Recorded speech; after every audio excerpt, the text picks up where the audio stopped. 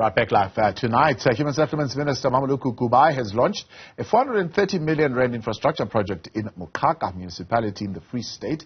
The mayor Mayor Mokatsane, interacted with communities on service delivery interventions, cautioning, by the way, contractors against leaving their projects incomplete. The mayor joins us now for more on this. Mayor, good to have you, and thank you very much for your time. Two things really that we wanted to talk to you about. It's one, that particular project, and of course the other unfortunate report of alleged pickpocketing of some sort of 150,000 rands. But let's start with the 430 million project. How many units is this particular project going to deliver?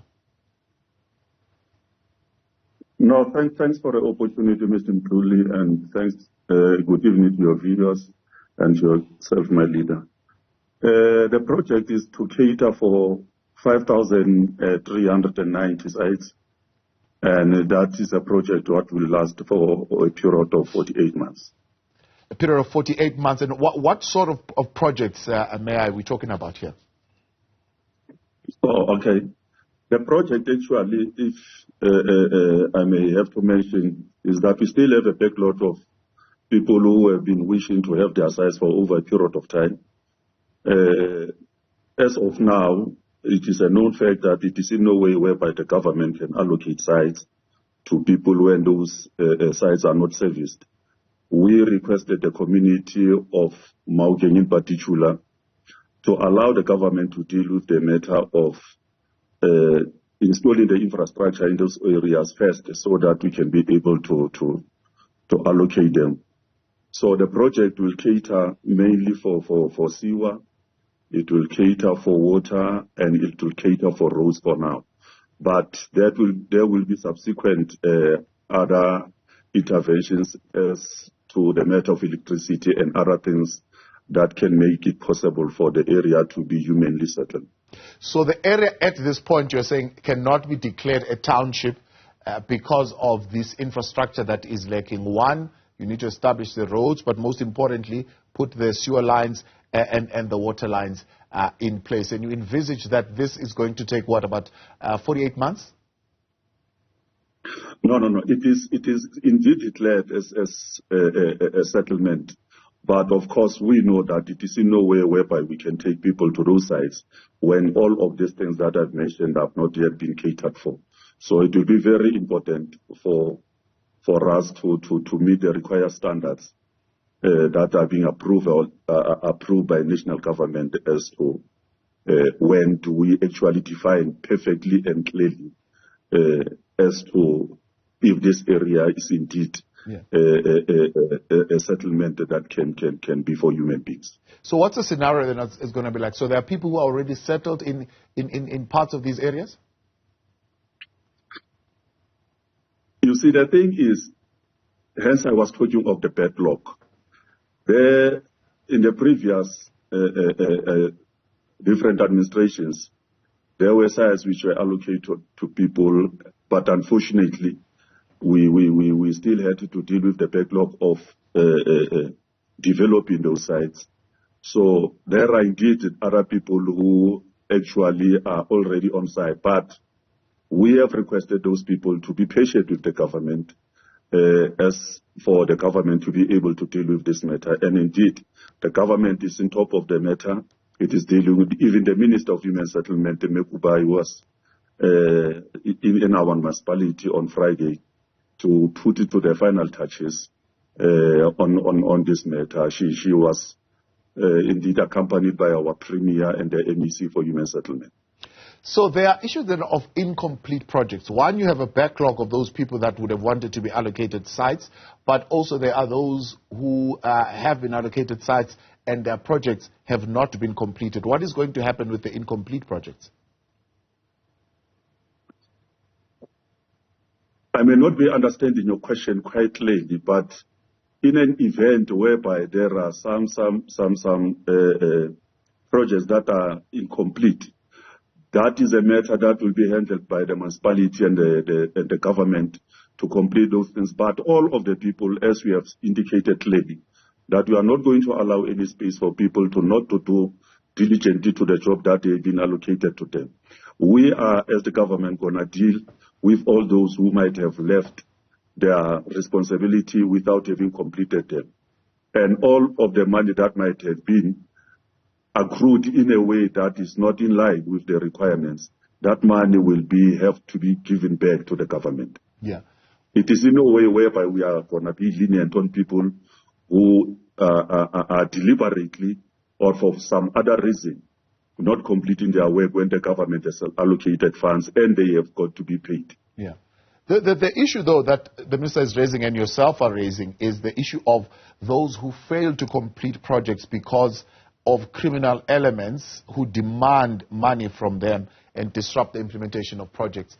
They are known as criminal elements, but in some instances, it is known as business forums in the area who demand that the benefits of the projects accrue to the businesses there. How are you dealing with that situation? Now, you see, Mr. Mdulu, on the issue of the local benefiting from all of the projects which are in their local, is a matter that we truly have to look into, but that must be implemented in the most professional and legal way. I must say, in our instance, we do not have, as of now, people who are out to try to hijack the projects so that they can benefit illegally out of it. All of the things that has to be done, I personally had different meetings with different kinds of people, including those who are willing to be considered in these projects. And I made them aware that all of those who qualify and who are applied, they are going to be considered only if they do meet the requirements. It is in no way whereby we are going to allow any anarchy, whereby people will like to take everything willy-nilly as if there is no government in place. So you're saying the 30% of the value allocated to the projects being spent to local subcontractors is not a given. You're saying it will be based on whether those companies actually qualify to be part of the subcontractors. I strongly believe that is a standard requirement. It is in no way whereby we can say that we have 30%, but we are allocating the 30% to people who do not have the correct and necessary papers which declare them as being legitimate legal to be considered for such things. But it is important for us to note that all the local people will be considered in the 30%. That is legislation. But we are truly saying it is not going to be possible of us to do anything illegal that will benefit people, because whatever, even if we start by doing anything from a premise of illegality, then it means the outcome of that will also be illegal. So it is very important of us to see to it that all of those who are going to be considered for inclusion in this project must be those who are qualifying, who have all the necessary documents, and those documents having been verified. Now, before we let you go, then, may I suggest that there are 3 suspects who colluded to take over 150,000 belonging to your municipality under the guise that that money would be spent on a sound system to be used during a memorial lecture of Nelson Mandela. What do you know about that?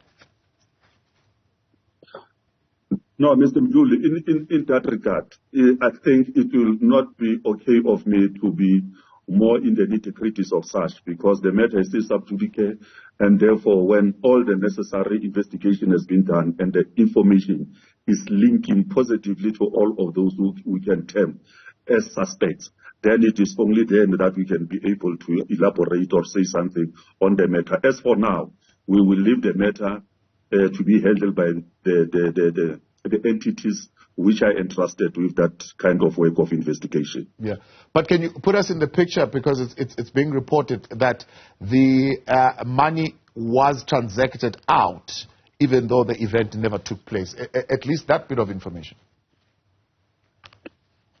Yes, Mr. Mdulu, as I've indicated, we may be knowing what has been reported on the papers, and actually the papers and everywhere else. But we, as an institution of government, we are in alignment with the dictates of how the procedures must unfold. Hence, I'm saying it will be proper of us to ventilate more on the matter when the necessary investigation has been done by all the entities that has been entrusted with such job. Okay. Are you conducting your own investigations, or are you leaving it to the authorities to conduct the investigation? Given the nature of the matter and the stage at which the matter is now, I think it is only proper of us to let those who are investigating to deal with this matter before we can begin to consider what is it that we can do internally, because the matter is already out of our hands and it is in the hands of those who are entrusted with that kind of a job. Mayor, we appreciate your time. Executive Mayor of Moqhaka Local Municipality there, Mayor Mokatsane. Right.